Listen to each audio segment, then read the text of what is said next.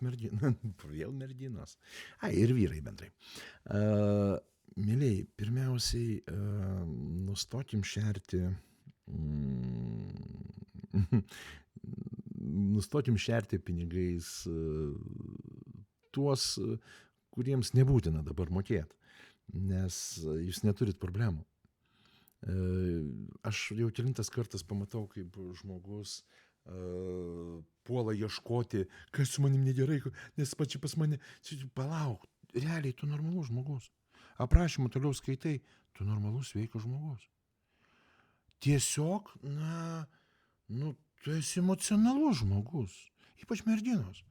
Merginos, jūs, bet bjauriausia, kad dėl tų visų lygių teisių feminizmų moterys pradėjo save rėminti, ne? Taip neturi būti, aš turiu būti kitokia,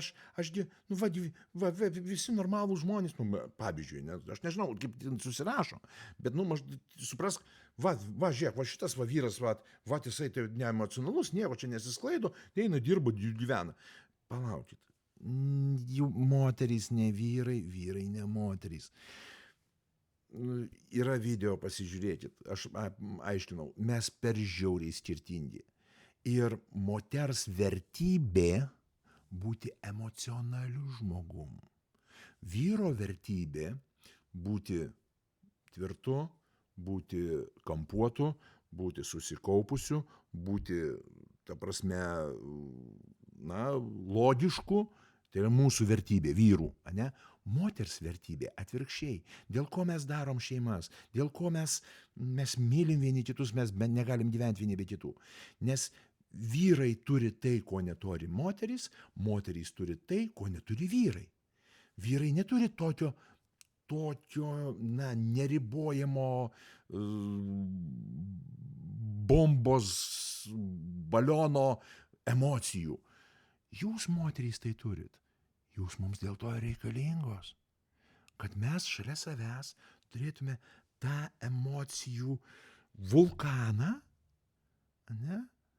Kuris kompensuotų mūsų kampuotumą, mūsų vyriškumą.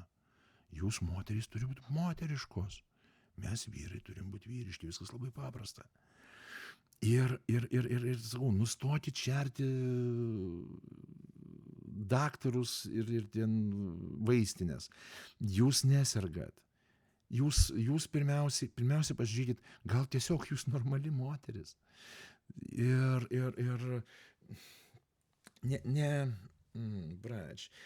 neieškokit gydymo, kai jo nereikia.